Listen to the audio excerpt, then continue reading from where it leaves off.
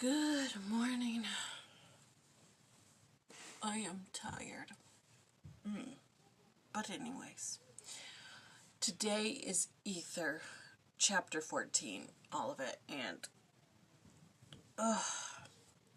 we're back to just history and war and all that bad stuff. So, sorry, there's no room under my desk. Anyways, what's happening is just a bunch of people want the throne, and I'll just read it. So great is the iniquity among the people that the land is cursed. Personal property is no longer secure. Each man has to defend his own position. Coriantumr battles against a sequence of enemies, including Gilead, Lib, and Shiz. The loss of life is monumental. Coriantumr is severely wounded in battle. So that's basically all that's happening. The land is cursed. They can't hold on to their property. Just guy after guy after guy comes up against Coriantumr to take the kingdom.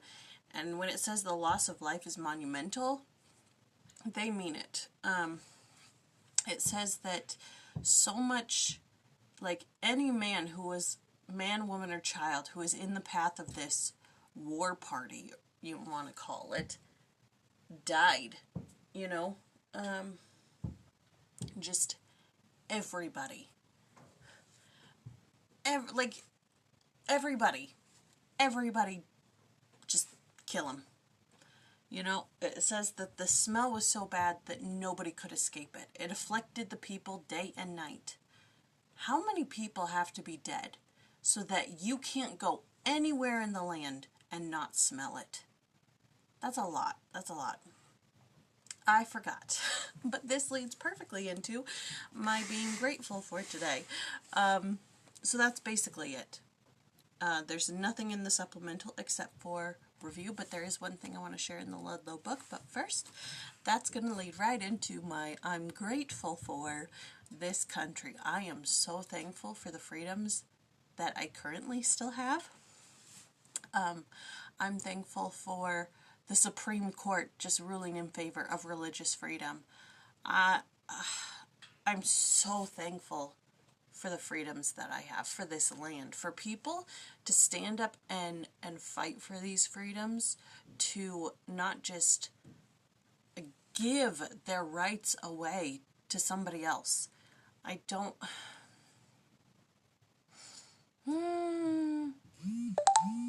try not to pay attention to politics so I don't have to, fear of what is about to come in January. When is February? Something along those lines. Anyways, but I'm grateful for the freedoms that I have enjoyed thus far in my life. And I'm grateful for the people who stand up and defend them and speak up against those who want to take them away. Alright, now, leading into this one little thing, which I didn't notice, but I thought was somewhat interesting. Yes, my hair is a mess.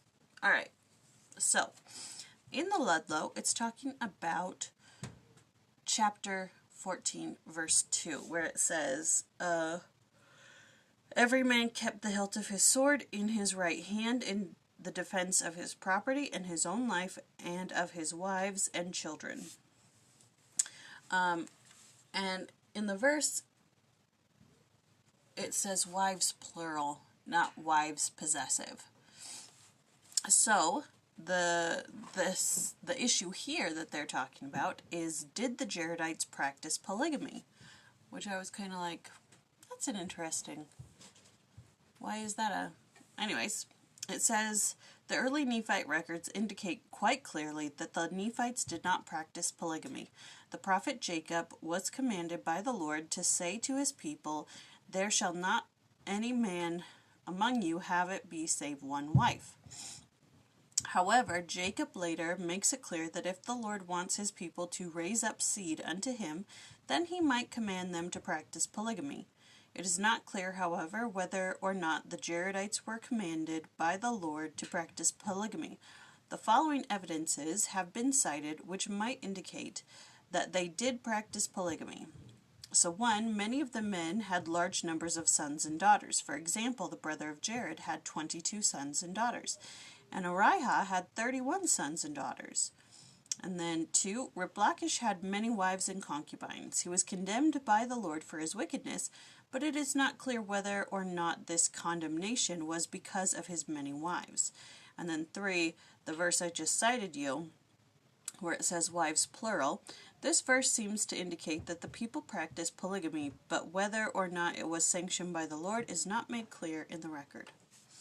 So, just an interesting little side thought. Alright, so that's all for 14. Tomorrow and Sunday is 15, and then we're into Mormon, which, no.